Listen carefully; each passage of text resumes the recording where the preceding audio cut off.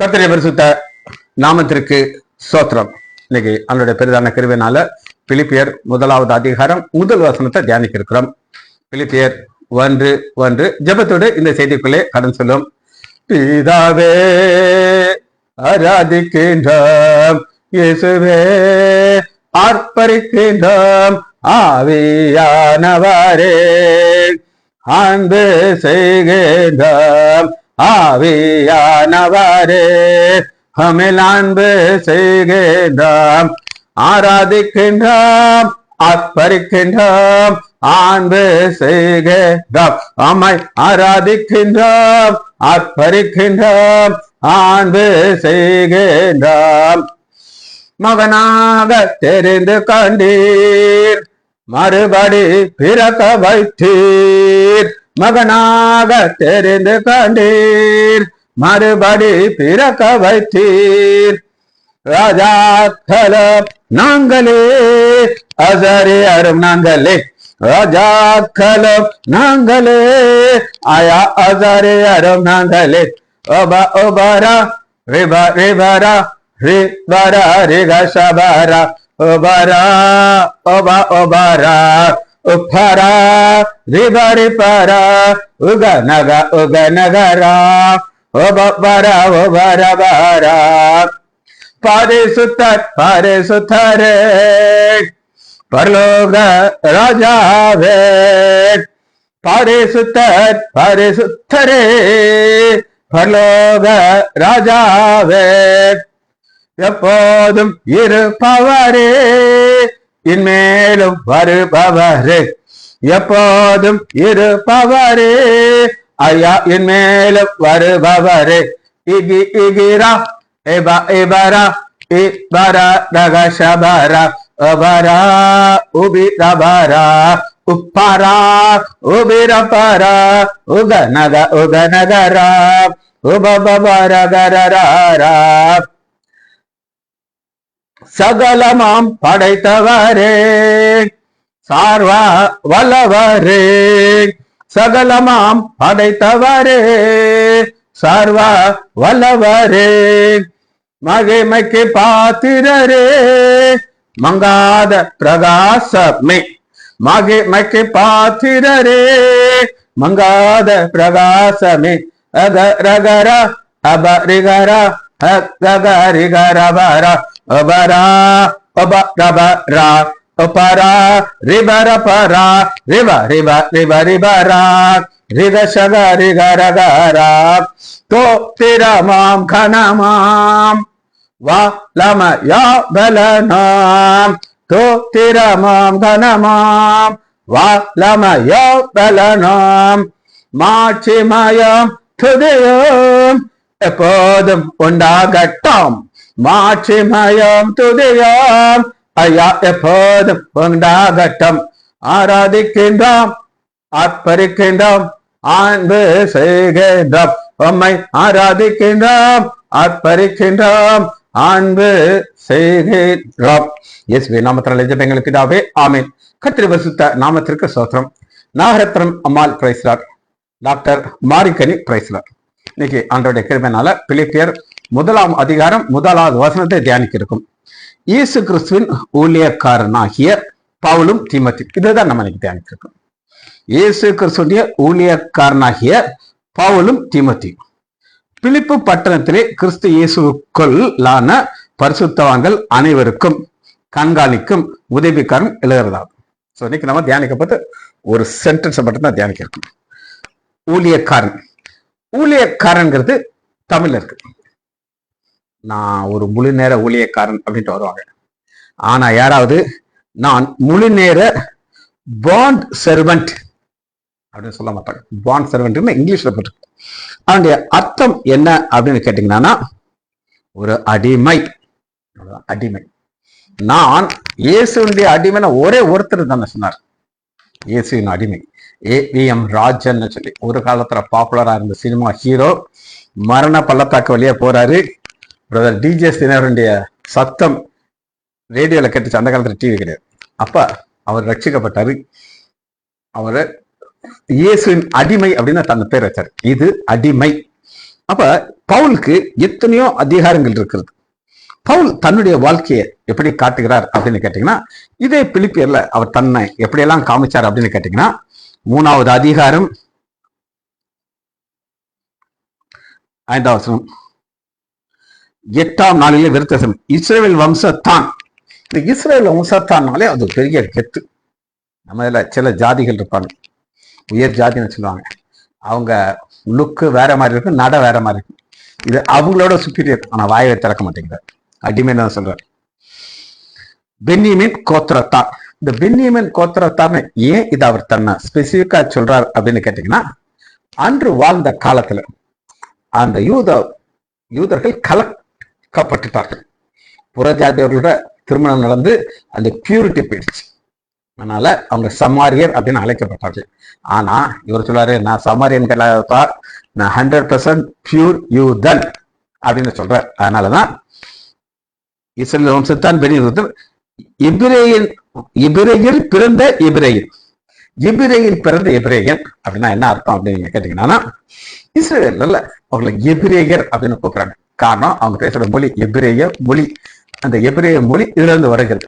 அப்ப தன்னை இப்படி எல்லாம் காட்டலாம், காட்ட மாட்டேங்கிறார். தன்னை எப்படித்தான் காட்டார் அப்படின்னு கேட்டீங்கன்னா, தமிழ்ல ஊழியக்காரன் இருக்குது, இங்கிலீஷ்ல பாண்ட் சர்வெண்ட். பாண்ட் சர்வெண்ட்னா ஒரு அடிமைக்கு உரிமையே கிடையாது.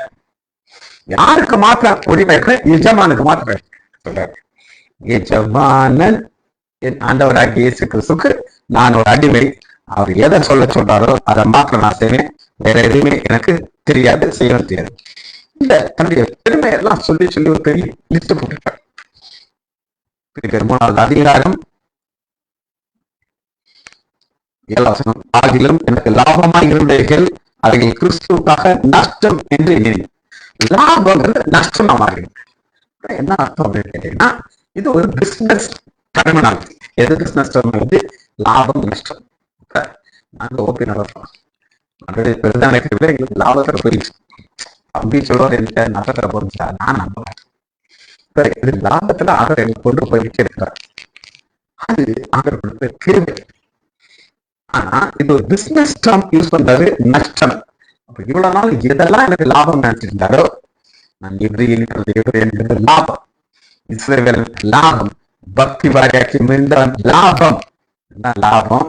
இப்ப நஷ்ட கணக்குல கொண்டாட்டார். ஏன் நஷ்ட கணக்குல கொண்டு வந்துட்டார் அப்படின்னு கேட்டீங்கன்னா, 8வது வசனம் பாருங்க, பிலிப்பியர் 3:8. பவுலுடைய பெருமை எல்லாம் டிராப் பண்றாரு. இதற்காக டிராப் பண்ற நமக்கு காட்டுறோம். அது மாத்திரம் இல்ல, என் கர்த்தராகிய கிறிஸ்து இயேசு, என் கர்த்தராகிய என் இந்த இயேசுவத்தான் ஏற்றுக்கொண்டவங்கள தூஷிக்க சொல்றாரு, துன்பப்படுத்துவார். தேவான கல்ல விட்டு எறியும் போது பக்கத்துல உட்காந்து அதுக்கு பெர்மிஷன் கொடுத்து உட்கார்ந்து. இப்ப அவர் என்ன செய்தார்? என் அப்படின்னு மாத்திட்டார். மைன், என்னுடையது. கர்த்தராகிய கிறிஸ்து இயேசுவை அறிகிற அறிவில் மேன்மைக்காக. இப்ப அவருக்கு என்ன சொல்ல விரும்புகிறார் அப்படின்னு கேட்டீங்கன்னா, நான் இயேசு அறியணுங்க, இன்னும் உம்மை அறியணுமே, இன்னும் கிட்டி சேரணுமே.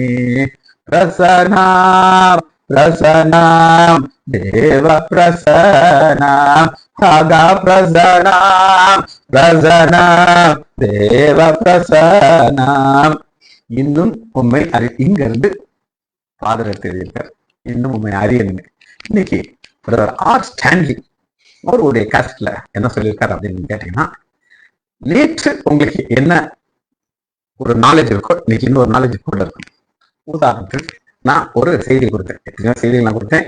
ஒன்னா நான் இப்போ ஹைலைட் பண்ணி காட்ட போகிறேன். யுத்தம், பிசாசின் தலை, ஒரு செய்தியை நான் சொன்னேன். எத்தனை பேர் ஆலயத்துல கொடுத்துருக்கேன், உங்களுக்கும் பர்சனலா கொடுத்துருக்கேன், கொடைக்கானல் வச்சு நான் அதை கொடுத்துருக்கேன். எத்தனை பேர் அதை நீங்க புரிஞ்சுக்கிட்டீங்க, அதை நீங்க அறிஞ்சுக்கிட்டீங்க, அது உங்களுக்கு பிரயோஜனமாகிடுச்சு. அதான் கர்த்தராகிய இயேசு கிறிஸ்துவை அறிகிற அறிவு. பிலிப்பியர் 3வது அதிகாரம் நான் கிறிஸ்துவை 9வது வசனம், கிறிஸ்துவை ஆதாயம் பண்ணி போடும். இப்ப அவளுக்கு நிறைய பிளஸ் பிளஸ் பிளஸ் பிளஸ் எல்லாம் குப்பைன்ட்டு அடுத்து நான் கிறிஸ்துவை ஆதாயப்படுறேன். ஆதாயப்படுத்துறேன் இல்லைங்க, ஒரு சொத்து இருக்கு.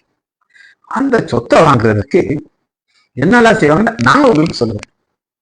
என்னுடைய ஒரு சொந்தக்காரர், அவர் பேர் கிறிஸ்தவர், ஆனா அவருக்குள்ள விக்கிரகம் இருந்துச்சு. விக்கிரகத்தோடு தான் இருப்பாரு. அந்த பிள்ளையார பட்டின ஒரு ஊர்ல இருந்து அவருக்கு பிரசாதம் வரும், அதை பயபக்தியோட வாங்குவார். வாங்கி கும்பிட்டு அதை வாயில போட்டுருவாரு.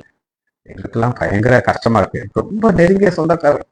அப்படி விக்கிரகத்தோட வந்து ஏன் கூட ஆர்கியூ பண்ணுவார். மாப்பிள்ள அப்படின்றத ஆர்கியூ பண்ணுவார். அவருடைய வாழ்க்கையில என்ன நடந்தது அப்படின்னு கேட்டீங்கன்னா, ஒரு சொத்து வாங்குறது இது ஏன் கட்ட சொல்லியிருக்காரு. அவர் சொல்றாரு, மாப்பிள்ள நான் வில்லங்கமான சொத்து தான் வாங்குறேன். வில்லங்கமான தெரியுமா அவங்களுக்கு? 2 பேரும் சண்டை போடுவாங்க, அதுல ஒரு பிரச்சனை இருக்கும். அந்த மாதிரி அதை போய் வாங்கிடுவார். Cheap rate வாங்கிடுவார். வாங்கிட்டு இப்படியெல்லாம் அதை தனக்கு சாதகமாக சேர்த்தாரு. அப்படி சேர்த்தாரு. அவர் பையன் ஒரு ஃபேக்டரி ஆரம்பிச்சார். என் கண்ணுக்கு முன்னாடி அந்த ஃபேக்டரி ஆரம்பிச்சார். இப்ப அவர் சம்பாதிச்ச சொத்து எல்லாம் போயிடுச்சு. ஒண்ணுமே இல்லை, காலியா இருக்காரு. எனக்கு நான் நினைச்சேன், நான் கிறிஸ்துவை ஆதாயப்படுத்துறதற்கு பவுல் எல்லாத்தையும் விட்டாரு. ஒரு சொத்து சேர்க்கணுங்கிறதுக்காண்டி யார் யாரு வயத்தை அடிச்சு, நான் சொல்றேங்க வயத்தை அடிச்சு அவங்கள வேதனைப்படுத்தி அந்த சொத்தை அவர் வாங்கிட்டாரு. அவரு நிறைய பேர் போயிட்டாரு. ஆனா பிள்ளைகளுக்கு இருந்து அந்த சொத்து போயிடுச்சு. ஆனா இங்க பவுல் என்ன சொல்லுகிறாருன்னா, பிலிப்பியர் 3வது அதிகாரம் 9 நான் கிறிஸ்துவை ஆதாயப்படுத்தி முடிச்சு நியாயப்பிரமாணத்துடைய சுயநிதி ஒரு 7,000 இவரும் சுயநிதி அவருக்கு இருந்துச்சு. ஆனா இனி என்னோட சுயநிதி எல்லாம் கிடையாதுப்பான்ட்டார். கிறிஸ்துவை பற்றும் விசுவாசத்தினாலே வருகிற விசுவாசத்தின் தேவனால் உண்டாயிருக்கமான நீதியுடையவன வந்து கிறிஸ்துவுக்குள் இருக்கணும். அப்ப அந்த பால் சர்வன்ட் எங்க இருக்குன்னா கிறிஸ்துவுக்கு உள்ள இருக்கு.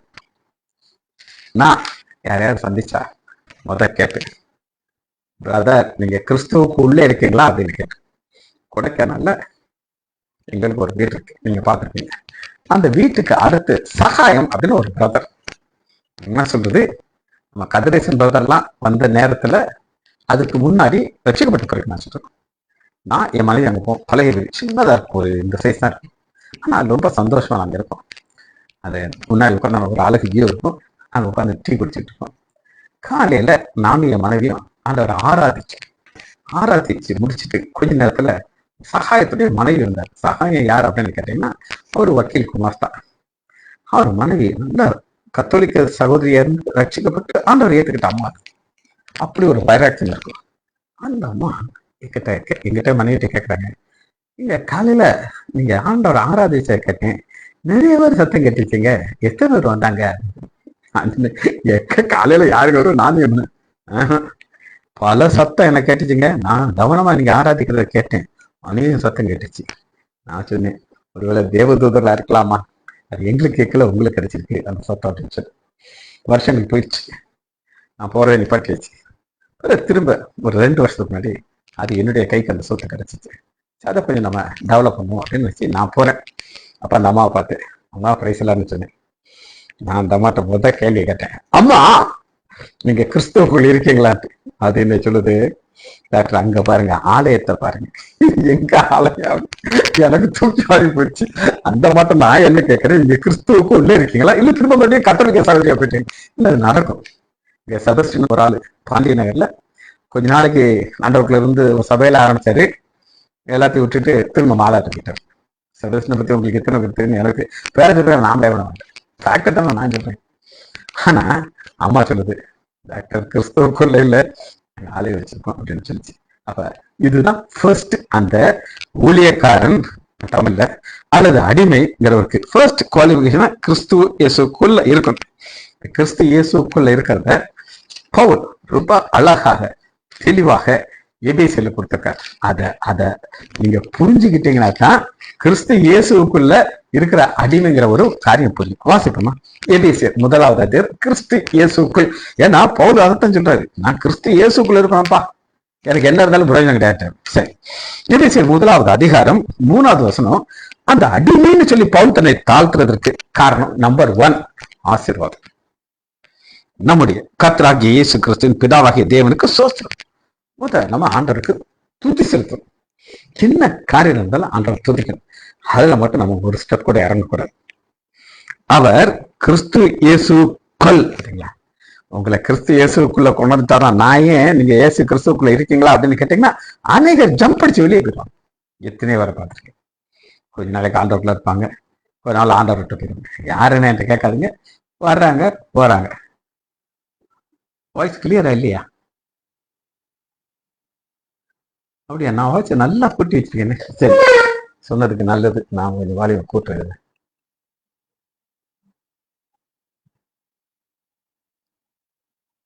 ரைட். இப்ப எப்படி இருக்குன்னு சொல்லுங்க டாக்டர் மாரியக்கனி. ரைட், பாருங்களேன். இப்ப நான் கொஞ்சம் வாலிபம் கூட்டிருக்கேன். நான் ரொம்ப நான் மைக் மாட்டிருக்கேன்.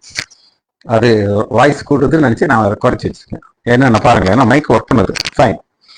அப்ப ஃபர்ஸ்ட் ஆசீர்வாதம், கிறிஸ்து இயேசுக்குள் உன்னதங்களிலே ஆவிக்குரிய சகல ஆசீர்வாதம். இப்ப அந்த ரைட், இப்ப வால்யூம் கரெக்டா இருக்கு. தேங்க்யூ. இப்ப நல்லா கேட்டுக்கோங்க. ஒரு பாண்ட் செர்வன்ட் தன்னை தாழ்த்துறாரு, ஆண்டவர் அவரை உயர்த்துறார். எங்க வர உயர்த்துறார் அப்படின்னு கேட்டீங்கன்னா கிறிஸ்து இயேசுக்குள்ள பாயிண்ட் நம்பர் 1, உன்னதத்திலே ஆவிக்குரிய சகல ஆசனம். உன்னதத்தில் இப்ப நான் சொன்னேன், உண்மையை கற்பனை கதான் இல்லை. அப்பா அவுக்கு மக்களை ஏமாற்றி சம்பாதிச்சாரு. இது உன்னத ஆசிரியர் கிடையாது, உலகப்பரான ஆசிரியர். எங்க கண்ணுங்களுக்கு முன்னாடி சம்பாதிச்ச சொத்து எங்க கண் முன்னாடி போயிடுச்சு. ஆனா இதை யாரும் எடுக்க முடியாது. அதனாலதான் உன்னதத்திலே ஆவிக்குரிய சகல ஆசீர்வாதம் நம்ம ஆசீர்வதிக்கிறோம். சகல ஆசீர்வாதம் ஆசீர்வதித்திருக்கிறார், ஆசீர்வதிச்சிருக்கிறார். பாஸ்ட் டென்ஸ் ஆசீர்வதிப்பேன்னு சொல்றாரு. அது ஃபியூச்சர் டென்ஸ் ஆசீர்வதிச்சார். என்னைக்கு நீங்க பாண்ட் செர்வன்ட் சொல்லி உங்களை தாழ்த்தி, ஆண்டவரை நான் நம்முடைய அடிமையை உங்களை தாழ்த்தி கிறிஸ்து ஏற்றுக்குள்ள இருக்கீங்களா, எல்லா ஆசையும் உங்களுக்கு கிடைச்சிச்சு. நீ இதுல கேட்காதீங்க. அடுத்து பாருங்க, நம்பர் 2, 4வது வசனம். இது எதிர்காலத்தை குறித்து சொல்லுது. இப்ப நீங்க கிறிஸ்து இயேசுக்குள்ள இருந்தீங்கன்னா என்ன நடக்கும்? தமக்கு முன்பாக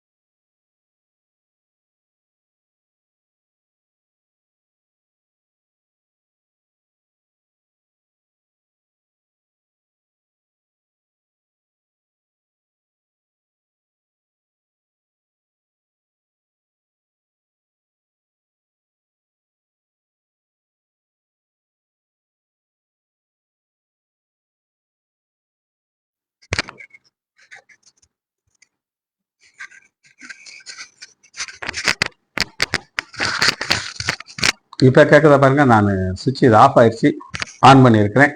பார்ப்போம். ஏன்னா இதில் கொஞ்சம் புதுசுனால கொஞ்சம் செட் ஆக கொஞ்சம் டைம் இருக்கும். ஆடியோ இப்போ பாரியா, இப்போ நான் மறுபடியும் ஆன் பண்ணியிருக்கிறேன்.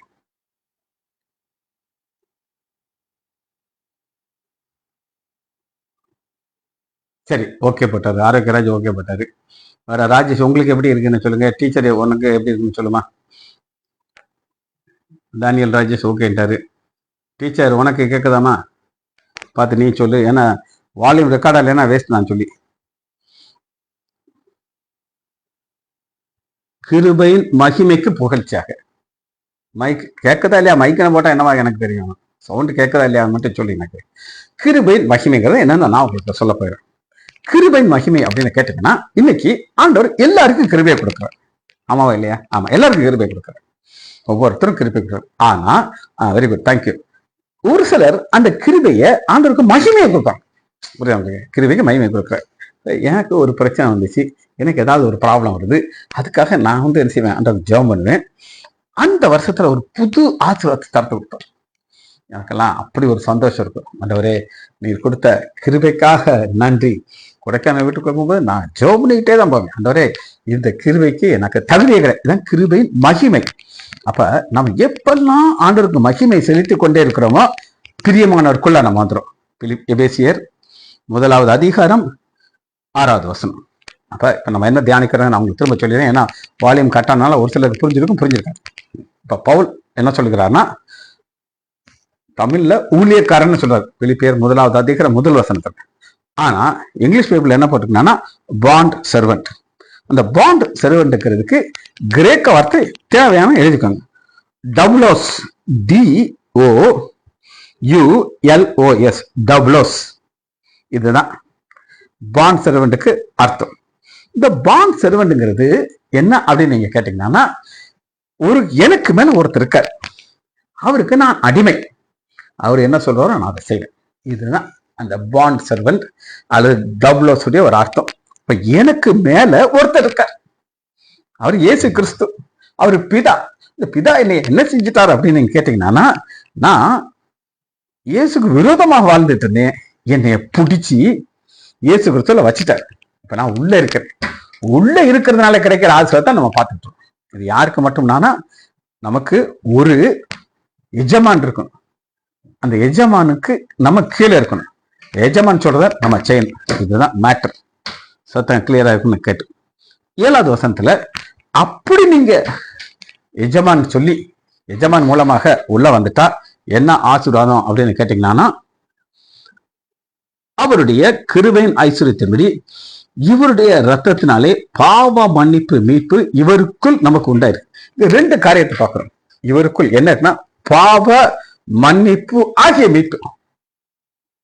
நம்முடைய பாவங்கள் மன்னிக்கப்படுது, நம்ம மீட்டுக் கொள்ளப்படுகிறோம். எங்க இருந்து மீட்டுக் கொள்ளப்படுகிறோம்னா, சாத்தானுடைய அதிகாரத்துல மீட்டுக்கிட்டு இப்ப கிறிஸ்து இயேசுக்குள்ள வந்துடும். சாத்தானுக்கு நம்ம மேல அதிகாரம் கிடையாது. இதை நம்ம புரிஞ்சுக்கணும்.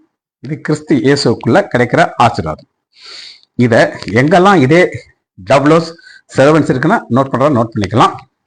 ரோமர் 1:1, பிலிப்பியர் 1:1, தீத்து 1:1, யாக்கோபு 1:1, 2 பேதுரு 1:1, யூதா 1, எல்லாமே இருக்குது. சரி, இது பழைய ஏற்பாட்டுல ஒரு நிழலை நாம் பார்க்க போறோம். நிழல் தான் புதிய ஏற்பாட்டுக்குள்ள இந்த பாண்ட் சர்வன்ட்ங்கிற ஒரு கான்செப்ட் வருது.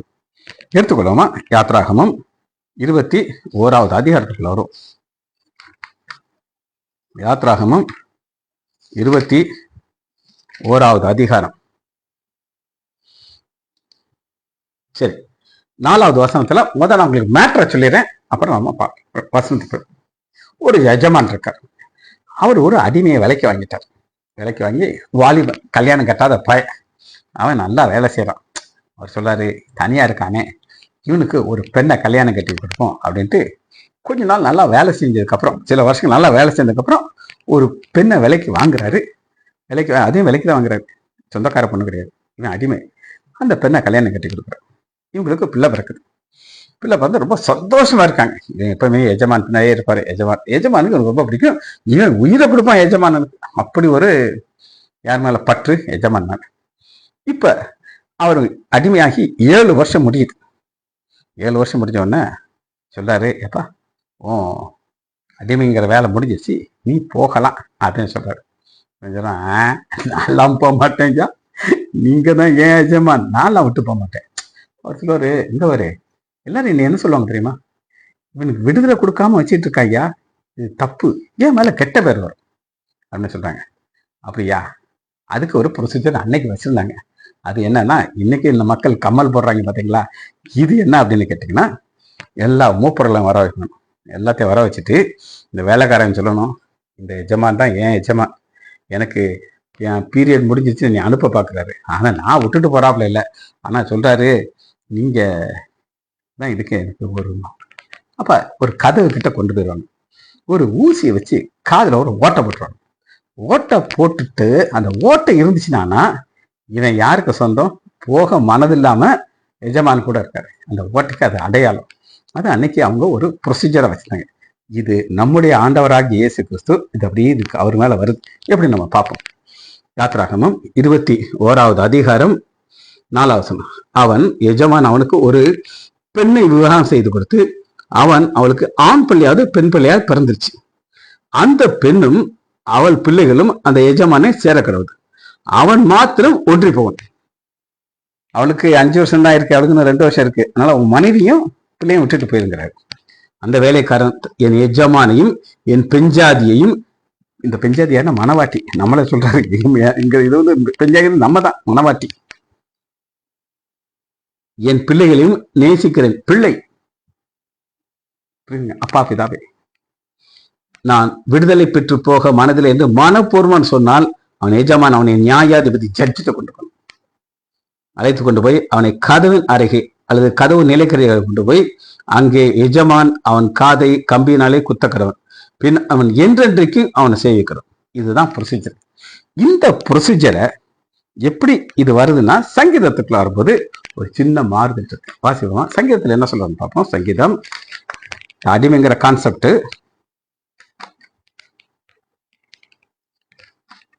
40வது அதிகாரம் 6வது வசனம். சங்கீதம் 40:6. பலியையும் காணிக்கையும் நீர் விரும்பவில்லை, என் செவிகளை திறந்தீர். செவிகளை திறக்கிறார்.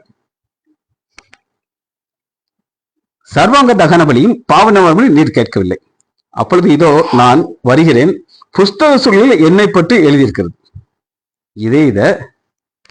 இதே கருத்தை எபிரேயர்ல நீங்க எடுக்கும்போது அது வேற மாதிரி வருது.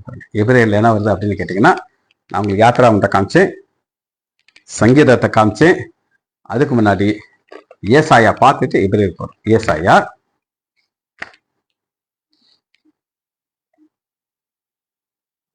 50:5. ஏசாயா 50:5. கர்த்தராகிய ஆண்டவர் என் செவிகளை திறந்தார்.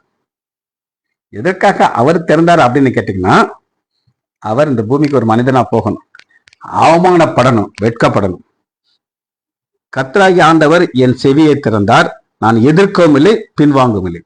அடிக்கிறவர்களுக்கு என் முதுகையும் தாடை மயில்பிறர்களுக்கு என் தாடையும் ஒப்பு கொடுத்தேன். அவமானத்திற்கு உண்மையிலிருந்து என் முகத்தை ஒப்பு கொடுத்தேன். இது ஆண்டவராக இயேசு கிறிஸ்து. அப்ப ஆவியானவர் என்ன சொல்லுகிறார்னா, நீ தேவனுடைய குமாரன் தான், எஸ். செல்ல பிள்ளையா, எஸ். ஆனா நீ அடிமையா போகணும். அடிமையா போறதற்கு நான் உன்னை ஒரு அடிமையாக்குறது, உன் காதை திறக்க போறேங்கிறார். எப்படி காரணம்னா, குச்சி வச்சு குத்தி, ஆணி வச்சு குத்தி, ஒரு கம்பி வச்சு ஓட்ட போட்ட மாதிரி நீ புரிஞ்சுக்கொள்ளணும், நீ பாடுகள் வழியா போற. உங்களுக்கு இதெல்லாம் சொல்றதுக்கு கேட்கவே கஷ்டமா இருக்கு. ஆனா பிதாவாகிய தேவன் பரிசுத்தாவினர் மூலமாக நீ அடிமையாகத்தான் போக போற. உன் மூஞ்சில துப்புவாங்க, உன் தாடை மாதிரி படிச்சு இழுப்பாங்க. கர்த்தராகிய ஆண்டவர் எனக்கு துணை நிற்கிறார், பிதா என் கூட இருக்கார், நான் தனியா இல்லை. ஆகையால் நான் வெட்கப்படேன், நான் வெட்கப்பட்டு போவதில்லை என்று அதில் முகத்தை கற்பாறையாக்குகிறேன். இந்த அளவுக்கு ஆண்டவராகிய இயேசு கிறிஸ்து தன்னை காதுகளை திறக்க வைக்கிறாரு. இதே காரியத்தை எபிரேயர்ல எழுதும்போது, எபிரேயர் 10வது அதிகாரம்